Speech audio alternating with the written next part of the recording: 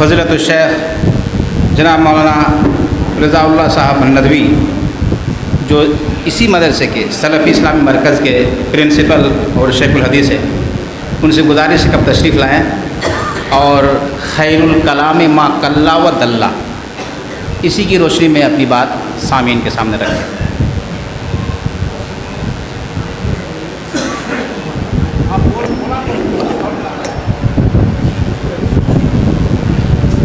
السلام علیکم ورحمۃ اللہ وبرکاتہ۔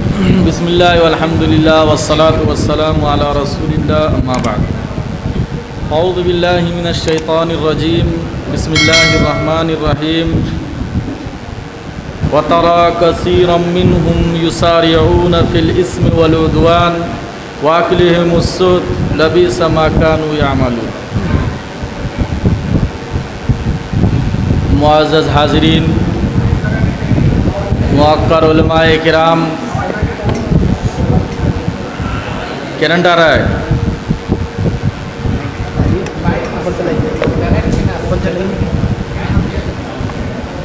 لائن آ رہی ہے، کریں بس کرنٹ آ رہا ہے، ٹھیک ہے۔ موقر علماء کرام، معزز حاضرین، آج کی یہ نشست بہت ہی بابرکت اور پرخلوص مجلس ہے۔ تقریر کے لیے میں نہیں آیا ہوں، ایسے تو جمعہ جلسے اور دیگر مجالس میں لمبی لمبی تقاریر ہوتی ہیں اور عوام و خواص سبھی سنتے ہیں۔ ضرورت ہے کہ ہماری اس جمعیت سے، چاہے وہ مقامی جمعیت ہو یا ضلعی جمعیت ہو، عوام الناس کی بڑی امیدیں وابستہ ہیں۔ اس لوگ کبھی پوچھ بھی لیتے ہیں کہ جمعیت سے ہمیں کیا فائدہ مل رہا ہے، کیا ہو رہا ہے، جمعیت کا کام کیا ہے۔ دیکھیے، مساجد اپنی جگہ قائم ہے،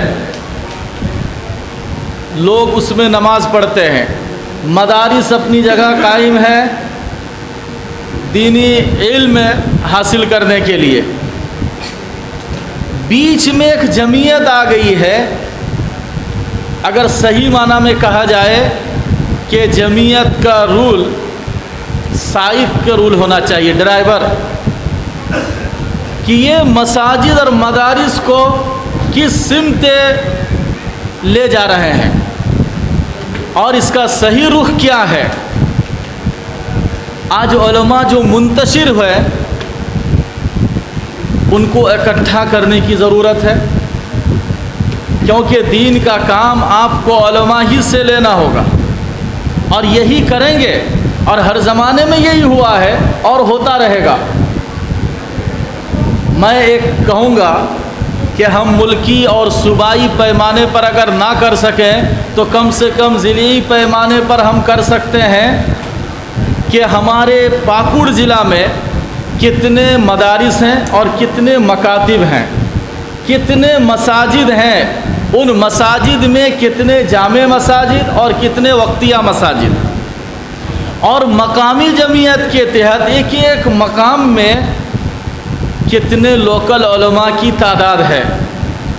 یہ ہمارے پاس ایک لسٹ ہونی چاہیے، اس کی ایک فہرست ہونی چاہیے، اور اسی حساب سے ہم کو کام کرنا ہوگا۔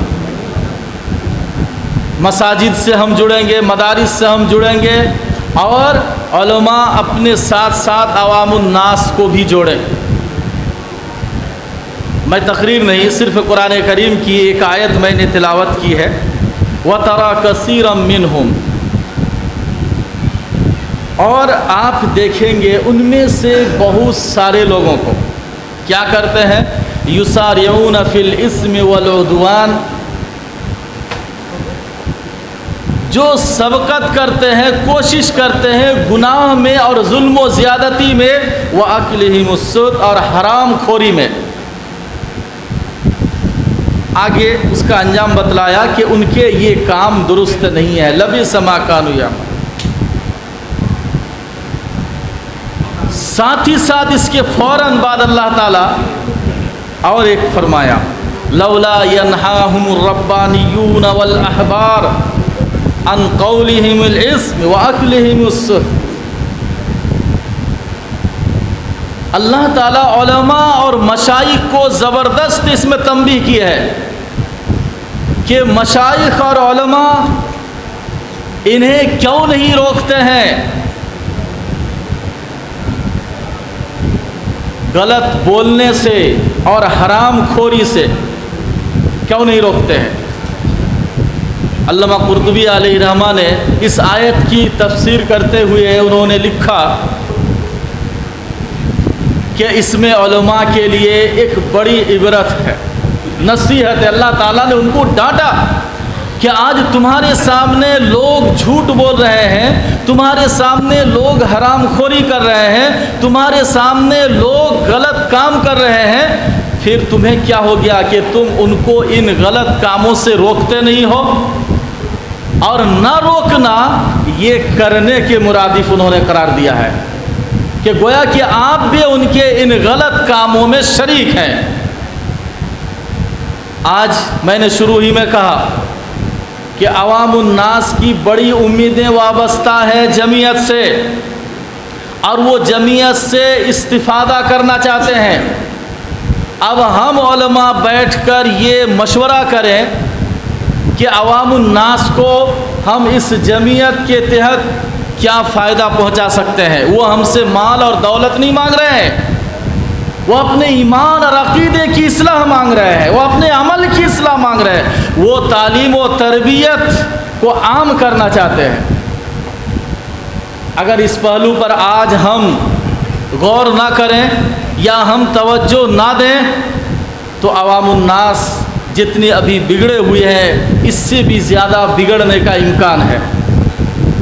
اس لیے علماء کرام اس پہلو پر توجہ دیں، اور خاص طور پر ناظم صاحب کہ ہمارے ضلع میں کتنے مدارس، کتنے مکاتب، کتنے مساجد اور کتنے علماء کرام ہیں، چاہے وہ اپنے ضلع میں کام کرتے ہوں یا کہیں دوسری جگہ، لیکن وہ ہیں یہاں کے. ایسے علماء کو جوڑا جائے اور جمعیت کو مضبوط بنایا جائے، اور عوام الناس سے ہم یہی کہیں گے کہ آپ علماء کا احترام کیجیے.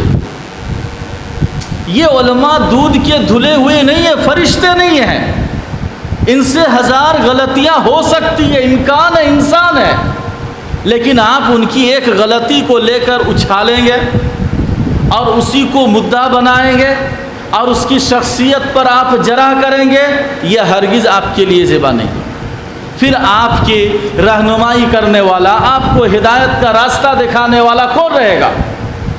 مفسرین نے پچھلی قوموں کا تذکرہ کرتے ہوئے لکھا کہ جس کو اللہ تعالیٰ نے نبوت و رسالت سے سرفراز فرمایا، لوگوں کا ہادی بنایا، لوگوں کو ہدایت کے راستے پر لانے والا بنایا، جب لوگ اور قوم اسی شخص سے پر جرح کریں گے تو اس سے بڑی قوم کی گمراہی اور کچھ نہیں ہے. آپ کو ان کی غلطیوں کو نظر انداز کرنا ہے، یہ سوچ کر کہ یہ ہماری طرح ایک انسان ہے، غلطی کر سکتا ہے، لیکن اس کا یہ مطلب نہیں کہ اس کے پاس جتنی صلاحیتیں ہیں، قرآن و حدیث کا علم ہے، اس کی وجہ سے وہ ساری چیزیں جائے اور برباد ہو جائے. ایسا بھی نہیں.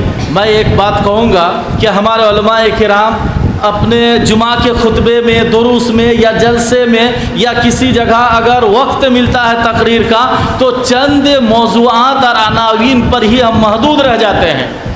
علماء کو شرم آتی ہے کہ علماء اپنی فضیلت بیان کرے، علماء اپنا مقام بیان کرے، علماء کی کیا قدر ہے، کیا اہمیت ہے، اور عوام الناس کو ان کے ساتھ کیا برتاؤ کرنا چاہیے. ایک عالم کہنے کے شرم آتی ہے، لوگ کہیں گے کہ دیکھو خود عالم ہے تو اپنی فضیلت بیان کر رہے. نا، ایسا نہیں ہے. جب ان کو پتہ ہی نہیں ہے عوام الناس کو کہ علماء کی فضیلت کیا ہے، ان کا مقام کیا ہے، ان کے ساتھ ہمیں کیسا سلوک کرنا ہے، تو پھر ہمارے ساتھ وہ کیا سلوک کریں گے.